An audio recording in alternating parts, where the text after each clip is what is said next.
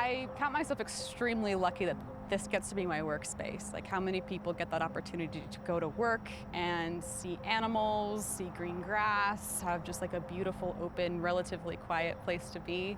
And it's really amazing to kind of be able to have this full experience of a farm being in the middle of Tucson. It's just gorgeous, especially in the morning. All of us are very much morning people, so you get to wake up with the sun. We've got beautiful sunrises and sunsets, and the animals are always really eager. They're waiting for their breakfast.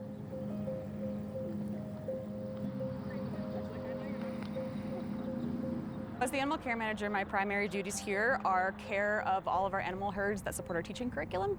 So we have horses, cattle, and sheep currently that are on site here. So me and my team make sure that their health and welfare is kept to the highest standards. And then when we have students on site and we have curriculum happening, we're actively supporting those students, supporting those animals, making sure everybody's safe and comfortable.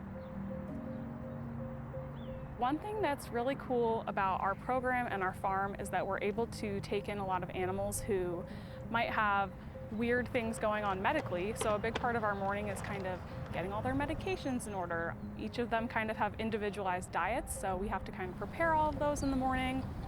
Most of the animals we have here are retired from whatever their past profession was.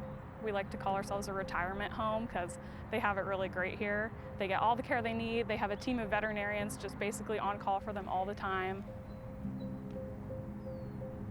Our job encompasses animal care, and that is not just their physical care and their physical well-being, but that's mental and emotional too.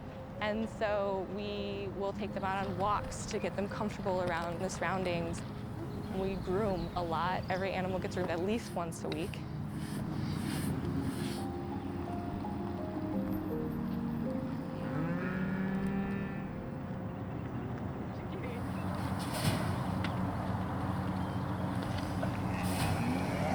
These are our very, very lucky cows. They get to live here for their entire life. They're all retired cows from a dairy. We've got 8 dairy cows and then 2 beef cows. They'll live here their whole lives. They're just like big pasture puppies.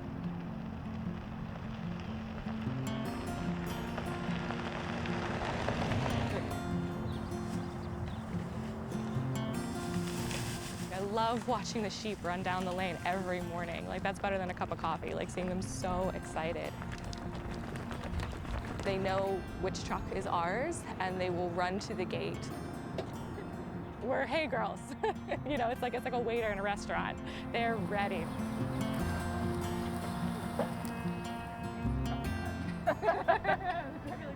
One thing that we do is really get the animals comfortable to be in labs. So the whole purpose here is so that they could have hands-on interaction with students.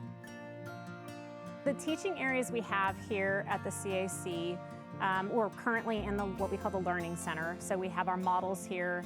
We have stocks for live horse labs where we do gastroscopy and things like that.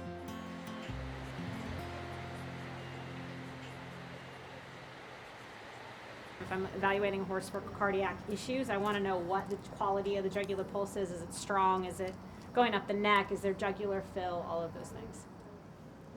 This particular lab is going to be the cardiovascular and respiratory exam lab.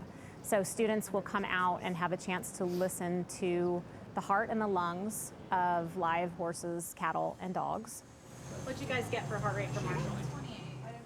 28. On the equine side, we are doing 30 minutes listening to the heart and 30 minutes listening to the lungs and going over respiratory stuff. And then once we're done with the students and our hour is over at equine, they will shift to bovine. These guys, you'll notice some of them have little shaved patches on their coat. So they were recently used in like an ultrasound lab. So students learn about how to do ultrasounds, how to palpate a cow, blood draws, how to check the vitals of a cow. So they're wonderful teaching professors, and they're very patient with our students. One of the coolest things is that typically students don't get to touch live animals for the first few years of school.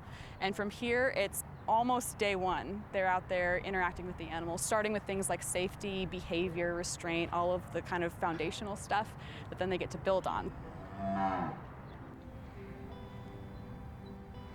I love this farm. It's got so much history, and it's impressive what has been built out here and what is maintained out here. When I get just tired of sitting in the front of a computer or sitting in a chair or just not being out, I can walk down the road and look at the horses, and I have rounds with Skylar and her team, and it is like renewing to the soul.